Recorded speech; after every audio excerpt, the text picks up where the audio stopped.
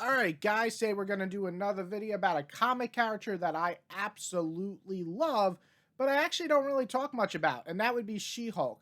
Now, right before we do get to the video, I want to give a special shout out thanks to NYX. He's one of my followers on YouTube and also one of my Patreons, and on my Patreon, you're able to actually suggest a topic or a character or anything that you'd like me to make a video about per month. And this was a character I really did want to make for a while, and it was a great subject, and so we're going to do that today. Now, when you think of Jennifer Walter, she's a pretty big character. She's been in the Marvel game for a long time. Most would probably thank John Byrne for propelling the character to new heights. During the 80s, he basically made her a funny, smart, strong, and fourth wall breaking badass. It helped that her design was extremely sexy and that she was almost always hulked out, so that made you wonder your taste in women, whether you were a guy or a girl. You always pretty much found her sexy as hell. But he wasn't the only one who gave She-Hulk a good run. You had the likes of Peter David, which made the character grow even more. You had Dan Slott giving his very memorable run, which a lot of people really enjoyed and loved. And even Charles Soule came in and gave his vision of the character, which is compelling since he's a lawyer, Jennifer Walter is a lawyer, and I just love that synergy going on there. But one run that seems to be forgotten or mostly ignored for reasons I'm not really entirely sure of. And the thing is, I think the first portion of this run, or the three-part arcs, the first arc, is particularly a nice change of pace. I'm always for keeping true to the character, but I also love when a character is put through the ringer and has to figure out how to bounce back as a hero, because we all do that in life. It's not always easy, and punching a bad guy is not always the solution, and that's what makes this very first arc so powerful to me. And the run I'm talking about is actually by Mariko Tamaki, so hopefully I'm saying that name right. If I am not, I am so sorry. But this run only lasted 3 arcs. So you had a first arc, second arc, and third arc, about 16 issues. And this run was more about kind of recovering from what happened to Jennifer Walter prior. A broken person trying to piece her life back together. A run that I never expected to like or care for, but ended up really enjoying. Now, to backtrack a little bit, this all started thanks to Civil War II event. Now, it's not the greatest event, but as I stated in the past, it was fine for what it was. I didn't think it was the worst thing ever.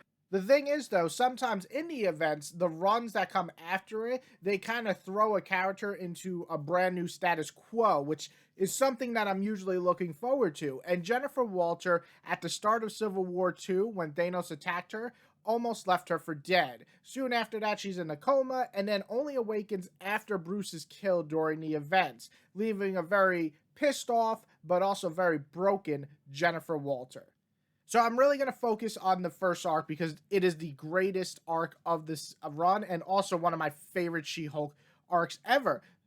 So the first arc is really just her trying to control the monster within. There's no more happy green She-Hulk. Now she's gray, almost lifeless looking, almost a zombie, and she is scary as shit when she becomes She-Hulk. This is what happens after traumatic events occur where she almost died, and Jennifer is just kind of trying to piece her life back together as best as she can. One day at a time, she talks herself up and being a big shot lawyer, but now she can't even transform to the skin that she feels most comfortable in.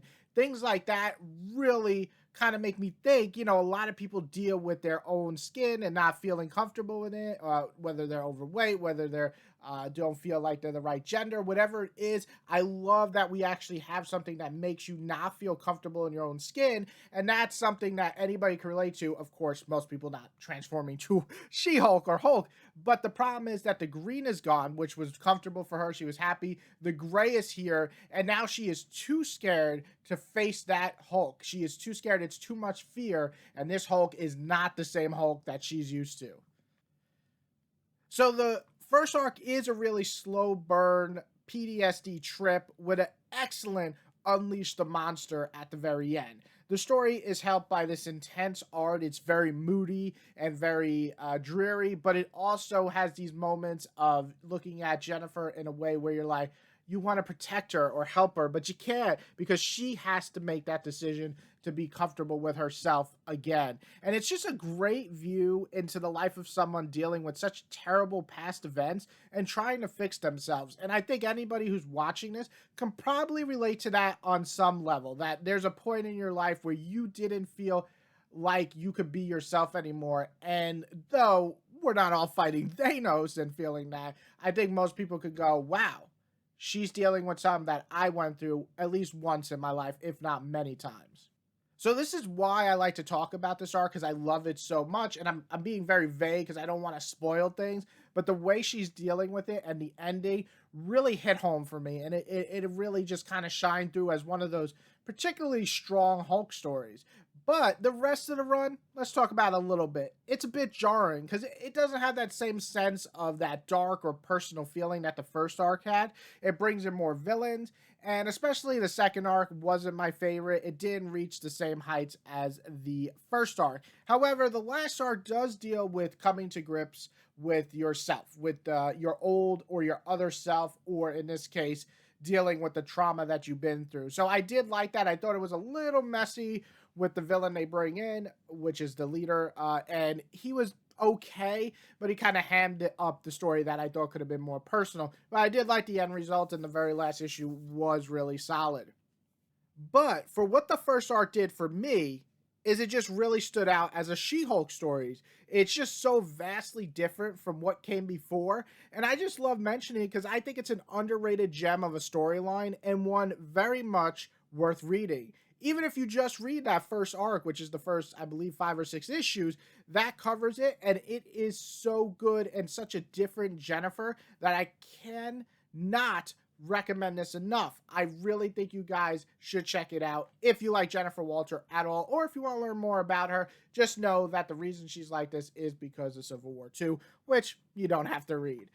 Anyway, there's a lot of great She-Hulk stuff, and one day I'll get deeper into maybe the other runs that I've read, but I wanted to mention this one because I don't think anybody ever mentions it, and I really don't understand why. Even if you don't mention the whole run, that first arc is so damn good, and I had to make a video about it. So I hope you guys enjoyed. I hope you check this out. It's still, you can buy this anywhere, Amazon, your local comic book store, or if you just want to download it on the app on Marvel Unlimited, the whole story's there. Very much worth reading. Hope you guys enjoy. And again, thank you, NYX, for mentioning She-Hulk. This is a character that I always had in the back of my mind and just never made a video about. And now I get to make it. So I'm pretty happy about that. Everybody else, I hope you enjoyed the video. Remember to do all the great things like this, subscribe, comment below your favorite She-Hulk story, and I hope you guys enjoy.